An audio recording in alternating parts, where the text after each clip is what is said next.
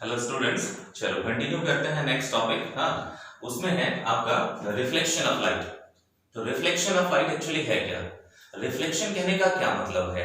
Light rays किसी भी term से, अगर किसी सोर्स से, मान लेते जैसे सन है, सन से हमारा लाइट रेज आ रहा है तो वो आकर के कहीं से टकराएगा और टकराने के बाद अगर एयर से आया है और उसी एयर में ही चला जाए लेकिन सिर्फ डायरेक्शन बदल दे, जिस तरह से आने का डायरेक्शन ये था और जाने का डायरेक्शन ऐसा हो जाए, तो सिर्फ डायरेक्शन बदल दे और मीडियम सेम रह जाए तो उस पूरे फिनोमेनन को हम कहते हैं रिफ्लेक्शन ऑफ लाइट। यानी इस लाइट रेज का बाउंस बैक होना, लेकिन कहां? सेम मीडियम में और डिफरेंट डायरेक्शंस। हाँ, तो देखो, bouncing back of light rays after striking from any surface, किसी भी सरफेस से स्ट्राइक करने के बाद in the same medium but in different direction, medium same होगा, डिफरेंट डायरेक्शन में जाएगा, उसी को हम कहते हैं रिफ्लेक्शन ऑफ लाइट, है ना।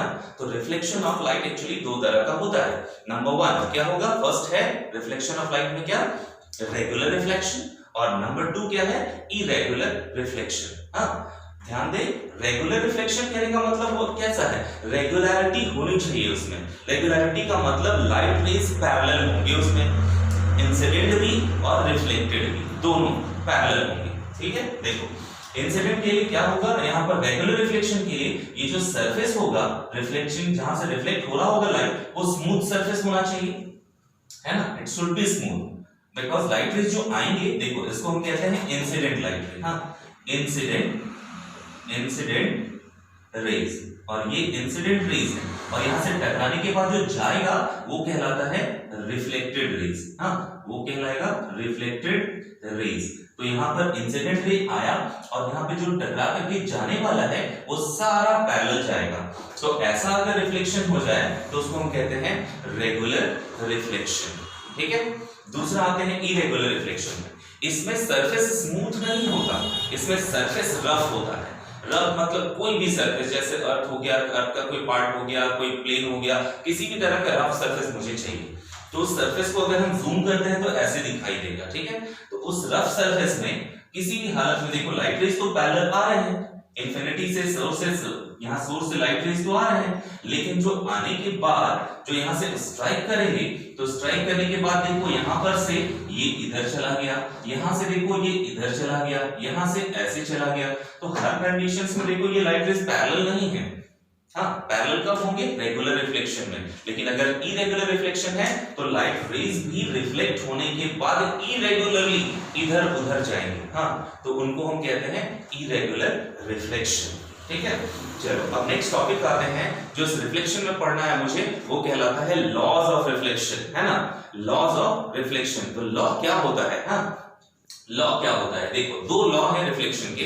तो सबसे पहले मैंने क्या देखा कि एक सरफेस मैंने मान लिया, इस सरफेस में क्या है? निचला पार्ट कलर्ड पार्ट है। अब इसमें देखो ये इंसिडेंट रे है, एक रे आ रहा है किसी सोर्स से, है ना। मान लेते हैं यहाँ सन है, तो सन से जो लाइट रेज आया, ठीक है, वो हमारा यहाँ है। तो ये सन से लाइट रे आया, एक ही लाइट रे लिए है, हालांकि हो सकता है बहुत सारे रेज, ऐसे बहुत सारे रेज आ सकते हैं इनफिनिटी। हाँ, लेकिन मैंने एक कंसीडर किया है। और ये जो लाइट रे है वो ऐसे चला गया, तो ये जो जाने वाले लाइट रेज हैं जो यहाँ से आ रहे हैं उनको मैंने कहा इंसिडेंट रे। ठीक है, और जो यहाँ से टकराने के बाद after striking, this is called reflected ray. हाँ, और ये रिफ्लेक्ट हो गया।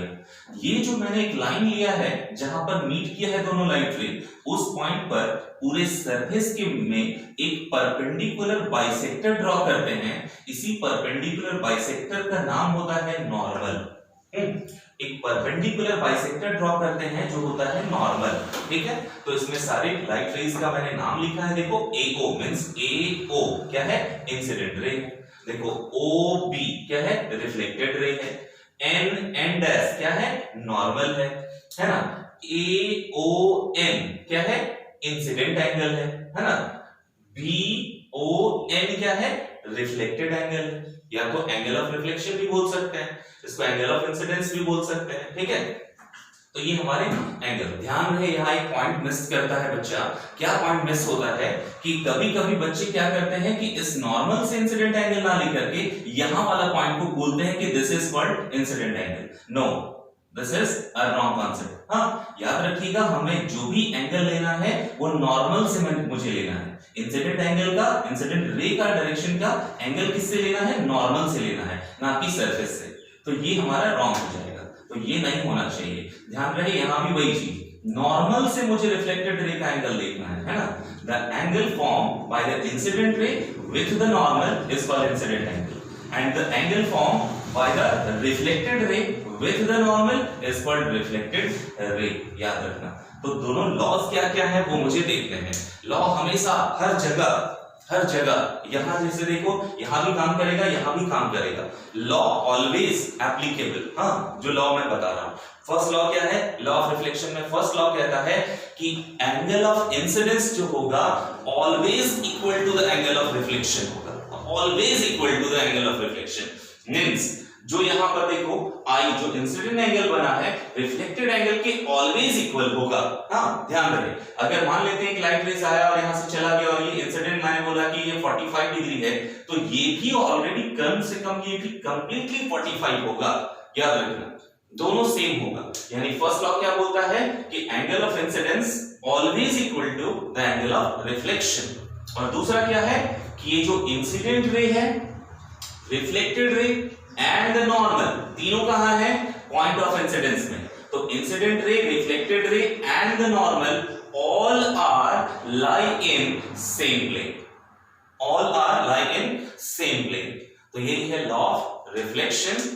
Okay, thank you.